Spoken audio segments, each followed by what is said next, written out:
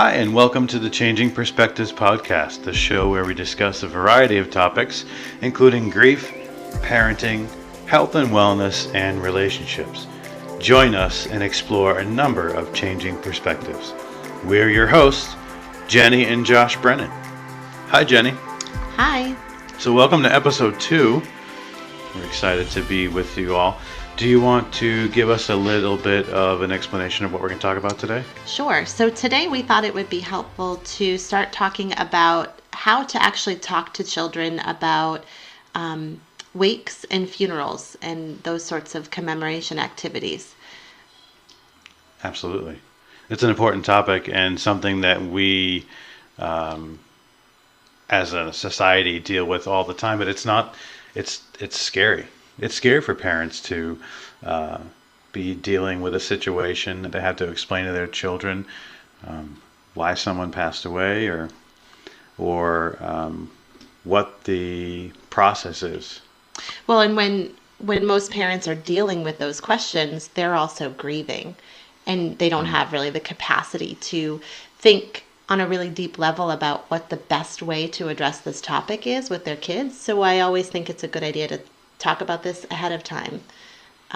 But certainly if you're finding yourself like we are right now, where you're facing an upcoming wake or a funeral, the hope is that this episode will be a good resource for you to look at, listen to, and we will share some specific resources as well at the end of the show notes for this episode.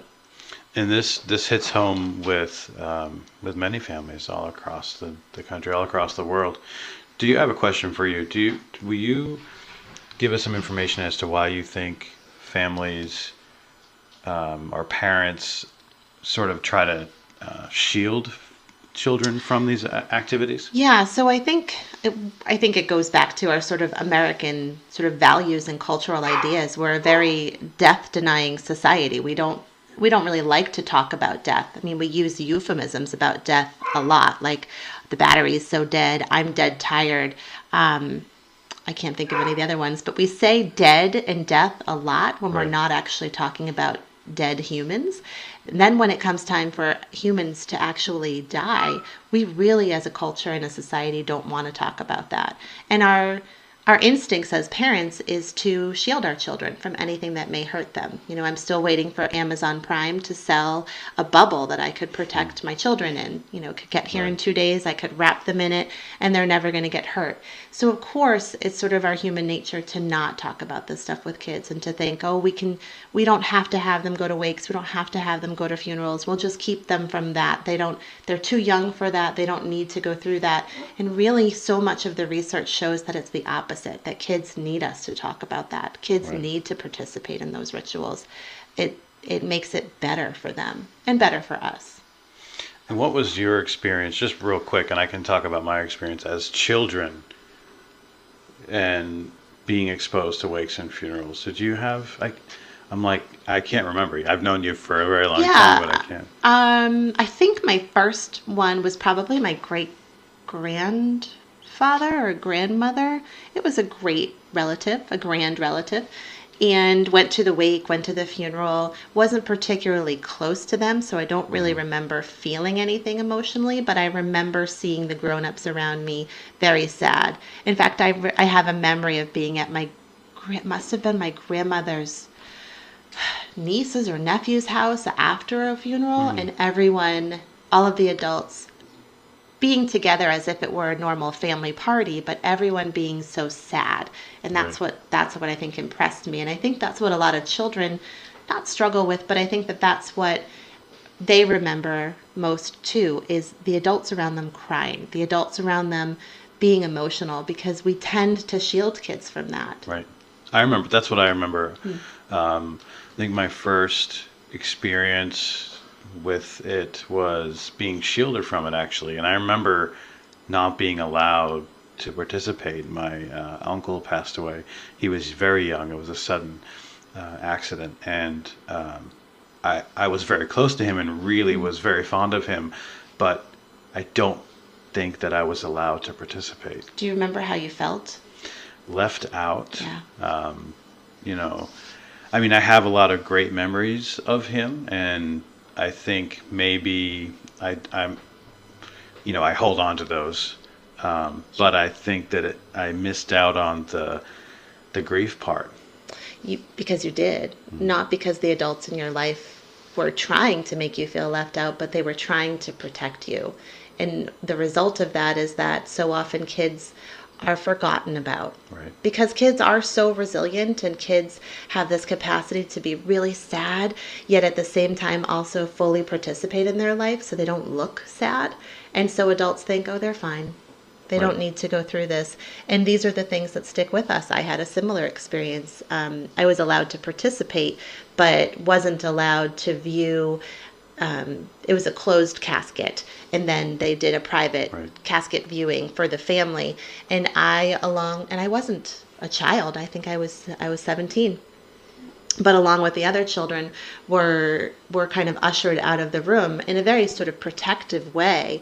But I regret that and wish that I had been able to participate in that. So I felt left out. So this is really the essence of why we're talking about this today. There's like this familial hierarchy that happens. Yeah. Right, in grief. Like this group of people, namely mostly adults, get to experience the grief and the death this way. And then there's this section of people, the kids or whatever, that don't get to experience it in the same way, don't grieve the same. And the intent for so many families is to shield them, to protect them. They don't have to participate in it because it's painful, but they really need to, because wakes and funerals, regardless of what country you live in or what religion you are, or really anything, what culture you are so important. They're vehicles for us to express our grief. They're a way for us to come together. Really, the wakes and the funerals aren't about the person that died. It's not for the person that died. It's for the people that are left behind. It's an opportunity for them to come together, to grieve together, to share memories, to just sort of emote together. And that's a really important step in the process. It's a really kind of active task for them. It is also a way to sort of affirm the importance of the life of the decedent, what they meant to people. It just kind of makes it real. And maybe in future podcasts, we'll actually talk a little bit about different theories of grief and coping. There's a lot of them. A lot of them do agree that at some point early on after you've lost someone, there's a period of denial, a period in which you're really kind of in shock and you don't believe it. You understand it, but you don't believe it. And in order to move through your grieving process, I don't like the word heal. I don't like the word get over it. But to sort of move through the grieving process, you have to come to a place where you understand it and accept that it happened. And wakes and funerals and these other commemorative activities serve as a way for that to happen for us. And so it's not fair of us to think that children don't need that same processing. They do. They just might need it a little bit differently. So that's what we're going to talk about. And they today. need to be guided through it for sure, in a safe way. And it's hard to do because the adults in their life so often are grieving the loss. They're grieving. Right. So they don't have a lot of capacity to do this. Real quick, it brings up to me, reminds me of the topic of the idea of being strong for each other. And you have to be strong for this person, and you got to be strong for your mother because she's grieving and she just lost her mother or whatnot. Right. And can you talk a little bit about how that's not really a great sort of thing to say to people? It's actually a terrible thing to say, and probably one of my biggest pet peeves. Actually, I think my biggest pet peeve is when adults, well-meaning, well-intended adults, tell a grieving adolescent boy who has lost his father that he's now the man of the house. These sorts of things, which are meant to be helpful and supportive and encouraging, actually minimize people's grieving process and make children and adults alike feel like they're wrong to be sad. They're wrong to be feeling the feelings that they're feeling. So it's just the opposite is important, to allow kids to grieve, to show their feelings. And it's okay to not be strong. Nobody should be strong. If you're grieving, that means you've lost someone who was important or who you were close to or who you had a sort of conflicted relationship with, and that's a really, really emotional process as well. And you need to feel. And I actually think crying and feeling your emotions is being strong. That's really profound. I like that, Jenni. Oh, I'm being profound today. So can you talk to us about how to make a decision about how kids participate in the wakes and funerals? Yeah, I mean, I think first and foremost is to allow the kids to choose. Ultimately, that's going to be sort of a really common thread running through what we're talking about today is Right. giving children a voice, because they're kids and they don't often get to really use their voice or make decisions, but it's really important for them to do so. You and I both sort of anecdotally shared how we weren't allowed. Weren't given a choice. We weren't given a choice, Right. and how that has stuck with us. And we didn't talk about that beforehand, before we talked about sort of what we're going to discuss in Right. today's podcast. That kind of came up naturally. And I think a lot of people, if you think back, probably have a similar experience. So that's a really important component. Of course, you do have to take into consideration other things like circumstances around the death. Was there a lot of violence? Is it a homicide? Is it a suicide?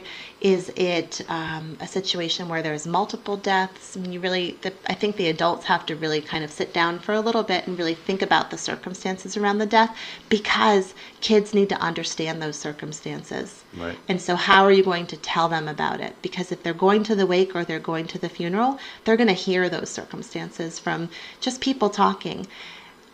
I think adults often say, "Oh, kids don't know," or they don't know, we're keeping some stuff from Right. them. Kids always know They more do. than we think they do. They listen to us when we're on the phone. Mm-hmm. They just are so intuitive. So anytime I have a family or a parent coming in and saying, "Oh no, they don't really know.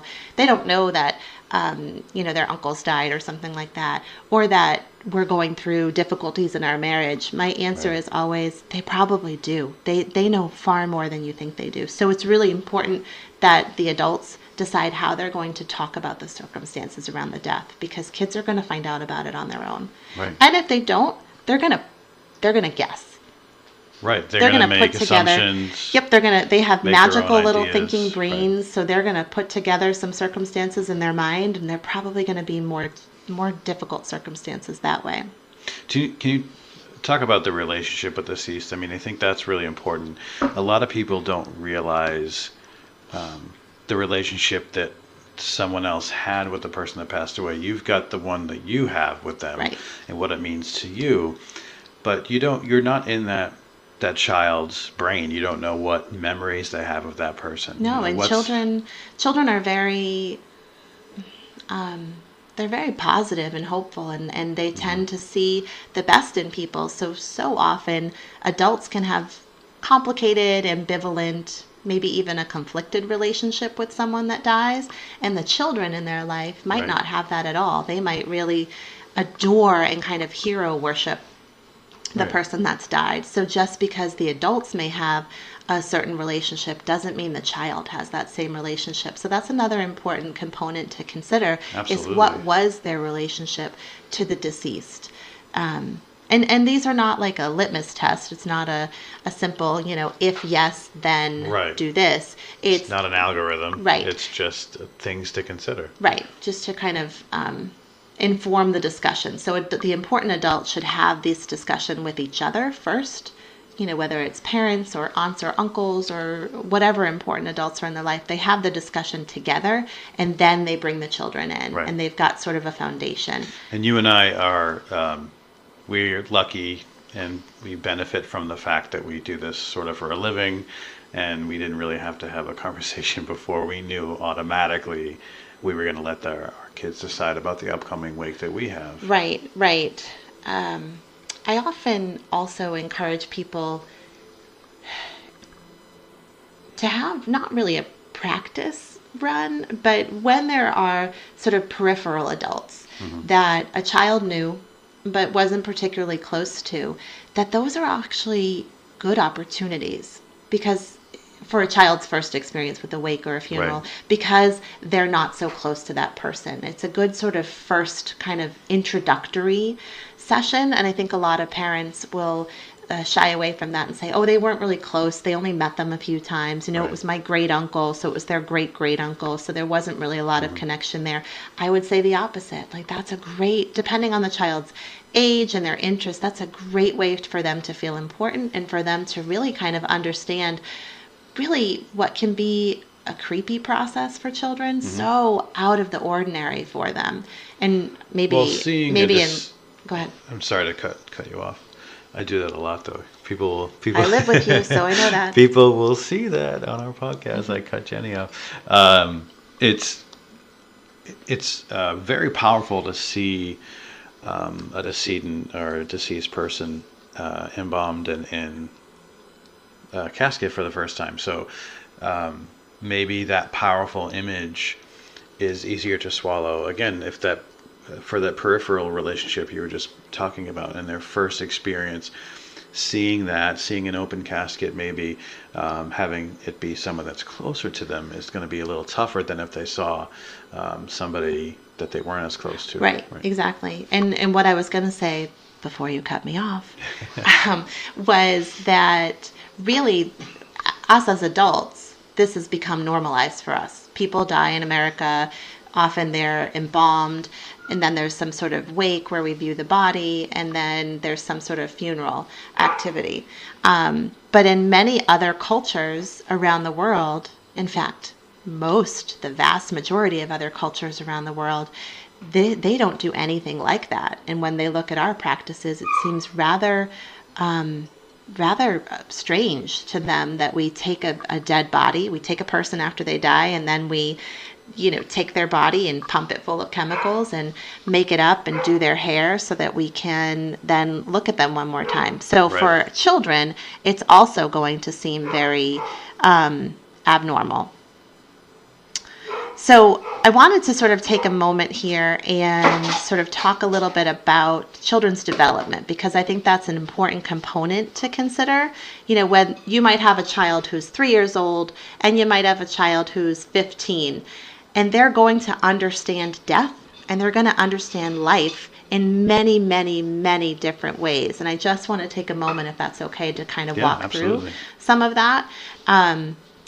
I think I'll actually kind of work backwards, just because personally that's our life. I'm going to start with adolescence, since we live with one of those. Right, So we're talking about children who are adolescents. These are rough ages, but roughly 13 years or older. Really, when we're talking about death and death understanding for children who are at that age, adolescents are very, very self-centered. They're supposed to be. Makes them difficult to live with at times, but that's what they're supposed to be doing. Adolescence is sort of a life crisis. It's supposed to be about figuring out who you're going to be, what's your friend group, what's your peer group, what's interesting to you. And so those children, adolescents, it's really going to be important for them to feel like they can do this on their own, in terms of their own sort of individual approach. Their uniqueness is going to be really important to be highlighted. Really important for this age group to understand that they can participate or they cannot participate. They get to choose. Really important. Then pre-adolescence, which is where our other child falls, roughly 9 to 12 years old. Really, these kids tend to be really interested and curious around the rituals around death, sort of the why is that happening, what's it going to look like. And that sort of played itself out with our family the other night at dinner when we were talking about the upcoming funeral. It was our child, who's 10 years old in that pre-adolescent phase, that said, walk me through what the wake is going to look like, and really wanted to kind of know the rituals around that, really was interested in the questions. Our 13-year-old was there and listening and kind of participating, but really he's not so interested with that. He's kind of interested in, well, how is this going to relate to me? Affect me. Yeah, and where are we going to dinner after? That's Shout out to the wonderfully intelligent associate producer, Jacob. That was our 10-year-old who sparked that conversation. I was really, really impressed in that moment, actually, when he's here monitoring the levels. So good job, Jacob. But that was really something that impressed me when he said to you, "Walk me through the wake." I was just really impressed. that was good. Yeah, well, and it's quite impressive because so often children at that age group are really nervous about sharing their feelings around this kind of stuff. And so it can be scary Right. for them to ask questions. So definitely a big shout out to Jacob for being comfortable enough to ask that question of us.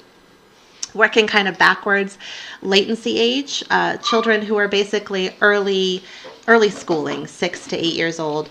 These kids are kind of curious about dead people. They're starting to understand that people can die and not come back. Right. So often if we look at like children's cartoons, people die and then they come back to life right away, or they come back to life the next episode.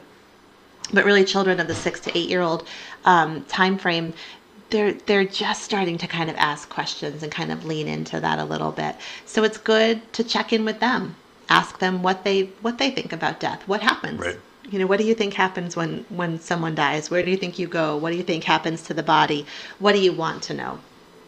And then preschoolers, kids that are age 3 to 5, they're really kind of literal, concrete thinkers.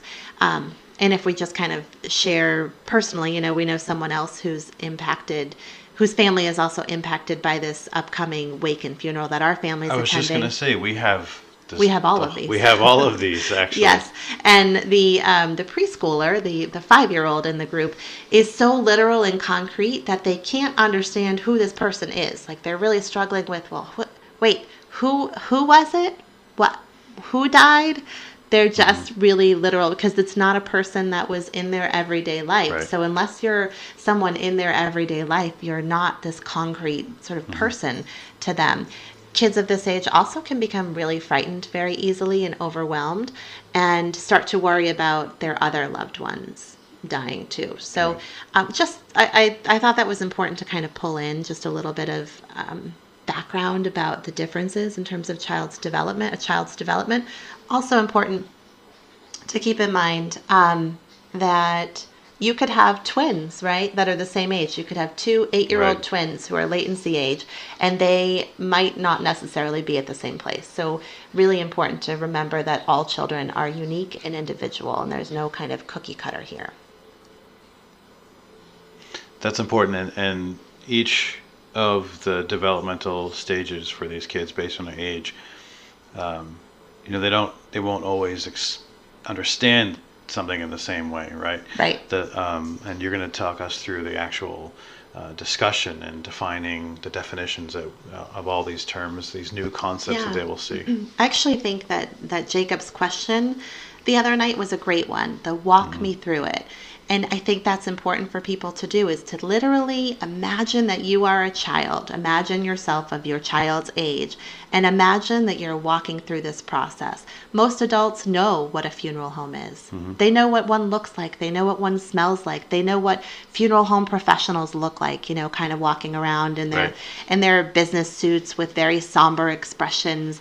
They know what to expect in terms of music. They know it's going to smell like flowers or incense, things like that, that there's probably going to be photos or slideshows, that there may or may not be, depending on your culture, depending on your religion, depending on your family, there may or may not be people openly grieving. We know that as adults. That's sort of a frame of reference for us, but kids have no idea. And maybe they've seen it in media, but I can tell you the media doesn't really always do a great job just portraying things accurately. So it's important to really walk them through, what is a funeral home? What happens at a funeral home? Who's there? Who are you going to see? Where are we going to park our car?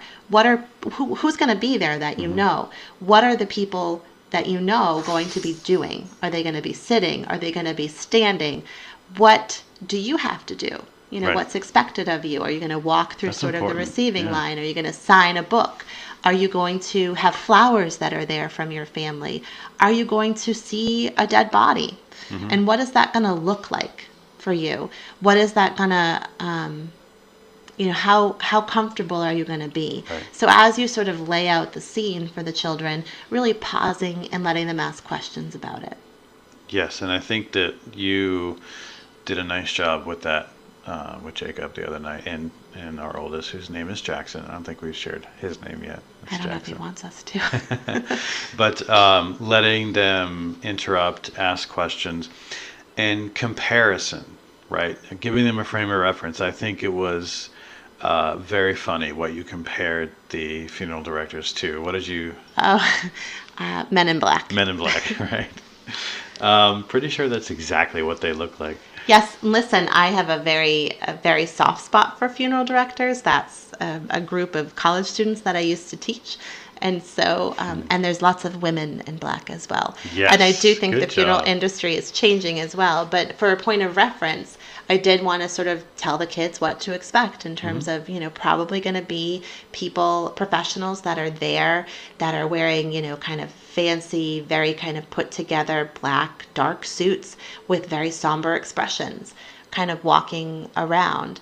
And we talked about whatever you want to do is okay. If you want to see the body, you can. If you want to kneel and pray, you can. If you want to kneel and just look at the body, you can. If you want to touch the body, you can. If you don't want to, you don't have to. And we preface this with saying to them, do you want to go? If you want to go, we will take you. Right. If you want to go just for a little bit, you can go and leave. If you want to go and stay for the whole time with us, you can do that. And, here's, how you can leave. There's sort of a front door and a side door and a porch you can sit in and a parking lot we can go in if you need a break. And we also put together what I call an escape plan. And I think that's really important for every family is children may think that they're going to be okay with it. And then they might get there and it might just be too much, too overwhelming. And they might just reach a point where they're done. They need an out. They need an out. They might not, but it's really important to have a backup plan. So we actually have 2 escape plans for them. We do. And escape is a very, that's the strong word, but it's the term I use. It's the term I talk to my patients about is having an escape plan. It's that, okay, what are you going to do? The moment the kid says to you, I'm done, I need to get out of here. And you can't leave. And you can't leave. And maybe that does wind up being your escape plan. Maybe you're a 2-parent home and you take 2 cars and you agree ahead of time who's going to leave. What we've done is we have 2 family members, both sort of on standby for that entire period, so that if one or both of the kids says they're done, that's fine. There's no judgment there. We won't be pushing them to stay. We will simply have one of those 2 family members take them. And that'll be fine. Right. So I think that's important to do too. And to reiterate to the kids, like, you've got an escape plan. Right. We've also, we're going with another child family member, so there will be 3 kids there, and we're going to go out after. Right. And that will give them an opportunity to ask more questions or to process it or to just not. Just be together. Right, just to be together. I remember when we asked our boys, I don't know if you remember this, a few years ago, a friend of ours, their dog died, and their friends, our boys are friends with all of the kids in that family. Right. And we said, what are your suggestions for those kids? What has helped you get through things in the past? And our youngest said, talk about the dog all the time. Ask questions about the dog. Tell them to tell stories to you about the dog. And our oldest said, don't ever talk about the dog. So kids are going to be very, very different. And ultimately what we're saying here is allow breadth and space for those differences. Can I give a quick plug to an upcoming episode, probably the next one, maybe the one after that, for pet loss and all about pet loss and how to talk to kids about that. So look for that coming up. Yes, we've had our fair share of pet loss. Yes. Can you share with us, I wanted to talk about short explanations because it's important to collaborate, like you had said before, as a couple, as parents, before you chat with kids about what the plan is, get on the same page. It's important. I am notoriously long-winded, as Jenni had revealed to everybody on episode 1, so I'm not really good at short explanations. I tend to get into the weeds about things, but I think you did a nice job the other night sort of explaining in very digestible amounts the information that our kids were asking about. Thank you. I think it's important to remember that kids have very short attention spans. So we are not at all recommending that Right. you sit your kids down and listen to this podcast. This is not what Yes. the intent Listen of to this it is. first. We should have said it. No, Then- and then you have your own Yes. discussion with the kids, because I think we're probably 25 minutes in. These are probably conversations that you'll have with your child. Right. You might have a little 5-minute conversation about, do you want to go? Here's what a wake looks like. What do you want your escape plan to be? Maybe later that day you talk about, hey, what are some things that tell me what your understanding is. Do you know what a wake even is? Mm-hmm. Do you know what a coffin is? Do you know what a casket is? Do you know what happens at a funeral? Do you know, like, all of these terms? Those might be 5 or 6 other conversations. So children grieve in spurts, where they will literally, in a day's time, they may fall apart and be sobbing and be really devastated and heartbroken. And then literally 5 minutes later, they're out at gym class, they're out at recess, and Right. any adult looking at them would be like, oh, they're doing great. They grieve in spurts. And so that's how they digest information about the world. Mm-hmm. They're also going to need to kind of have information about this process in spurts as well. That Right. can be hard for adults, because a lot of Yes. parents will think, I don't want to have this conversation. This is going to be rough. This is going to be heavy. And they just want to kind of lean into that all the way, Mm-hmm. have the full conversation. And I promise you, kids are not listening. They tune Like out. after 5 Right. minutes, they're gonna zone out. So this is probably multiple conversations to kind of keep going back to. Right. As you're having these conversations, in addition to making sure you're defining words, in addition to making sure that you're keeping your explanations short, you're using terminology that your kids understand. Also, watch your nonverbal expressions. Your facial expressions. If you're standing there with your arms crossed and your body turned away from your child as you're telling them this, you're sending the message, you're not important. This Right. is, I don't really want to be having this conversation with you. This is not really an important thing for you. You're minimizing it. So really be mindful of that. And I say that because this is hard stuff. This is a hard conversation to have with kids. And so our instinct is to just sort of plow through it really quickly.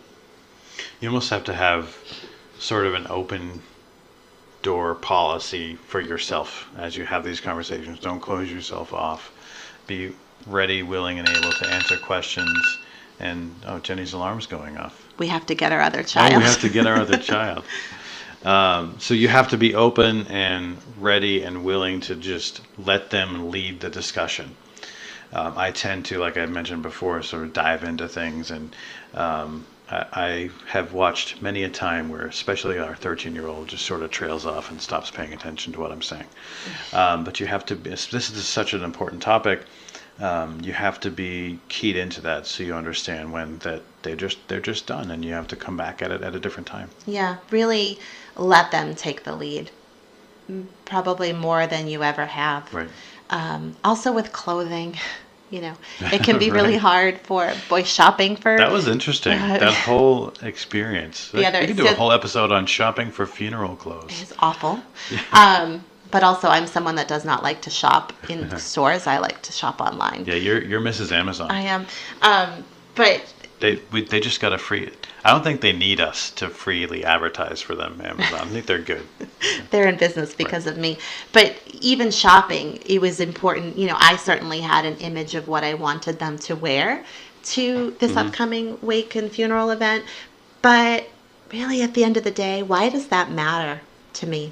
It doesn't. And if this Right. is an opportunity for them to have a little bit of a voice and a little bit of independence, fine. Obviously they couldn't wear shorts and a t-shirt, but That's what they would want that's to what wear. they would want to wear. But we were able to give them some choices. And Right. and I think I am impressed with how we handled that the other night. We kind of made this sort of funeral activity night. Preparation. It was funeral preparation. We kind of made it a nice family night. We all went shopping together, let them pick out their stuff, and then we went out to dinner where we talked about Right. what everything would look like. We also I talked think we about toasted the scene we too. did. We started off dinner saying, "Here's to the person that passed Yeah, away." we did. We really, but that wasn't all we talked about. Then we talked No. about other stuff, and then we went and got like ice cream after. So it was and I think one of the boys, as we were walking out, was like, "This was a really fun night." And I said, "Yeah, Right. we really do funerals well." But that certainly, when we were headed there, wasn't what we were thinking. No. We weren't excited to be going to do this, to be spending this money, to be kind of changing our work routine and fitting this in. But we leaned into it, and I think it was good for all four of us, the kids and us. We also, I don't know that I talked about this, we also talked with the kids about what to expect emotionally from the adults around them. Right. And our oldest actually said that what might be hardest for him would be seeing the important people in his life cry. Right. Or show emotion. And so we talked about that, and really I want to encourage everyone to cry in front of your kids, to show your emotions in front of your kids, because we, the adults, but especially the parents, we are role models for our kids. And if we are not showing them that you can cry and then be okay, if we're not showing them the range of emotions that are completely normal to feel following a death, then what we're saying to kids is that when you feel those emotions, you're wrong, you're abnormal. They have no frame of reference for it. So I want to empower you all to feel okay modeling those emotions for your kids. Because they will see that it's okay to cry. Yeah, and that you can then stop crying and still move on. Because we talked about how there's probably going to be a fair amount of laughing and smiles at this particular wake that's coming up because of the person that passed away. Was very funny. This was a very funny individual. So there's lots of great stories and memories about this person's past, and I think that they're going to see that and to know that it's okay to participate. Right. And to tell those same funny stories and laugh, that it's a safe place to do that. So really incorporating all of that when you're talking about what to expect, when you're explaining this to the kids, incorporating all of that. The last thing I think I want to mention is if it's someone who is particularly close to the child or who was particularly close to the child, it may be a good option to talk with the funeral home about potentially doing a sort of private viewing, either before the wake or after the wake, somewhere where the child or children can come in and have their own kind of time with the body, and can view the body without other adults around them, without kind of strangers coming up to them, or, aunts and uncles that they haven't seen in 15 years coming up to them, just allowing for that personal space. And so I think as you go back to that conversation where you have at the beginning around, what was the relationship with the person? What are the circumstances around the death? Also, is this a situation where we really should allow for some private time? Right. Funeral homes would be happy to do that for you. You just have to ask. Right. And I work with a fair amount of funeral professionals as well in my field, and they're so very family focused. They really are. And you're right, they will absolutely meet your needs. They'll try very hard, and they are very, very strong family advocates. There's not a lot. I don't know that I know a profession as that's so focused on meeting the family's needs and being there for them. They're like, their number one focus is advocating for that family. So please lean into that, and involve them and ask for advice and ask questions. I think that's Is there anything else that you wanted to mention? Ultimately, sort of key points here are to talk about it often, to talk about it in terms that children can understand, to allow for individuality with each of the children, to have a game plan, like a backup escape plan, and I guess to just kind of make it your own, as your own family. And if you need assistance with defining certain terms that you're not really sure how to explain on a kids level, you can do a little bit of research. Go to Google and look up an article about how to define those things too. Yeah. Also, children's books can be good. So we will put some links in our show notes for you for things that just might be helpful for you to consider. And this is just the start of sort of talking about children's grief and death Yes, and there loss. will be more. There's going to be a Yeah, lot. this for will be. our show. This is just a little snippet that we thought was kind of timely given our experience this week. And this was not our plan for episode 2. We had something else not. planned, so Yep. we fit this in.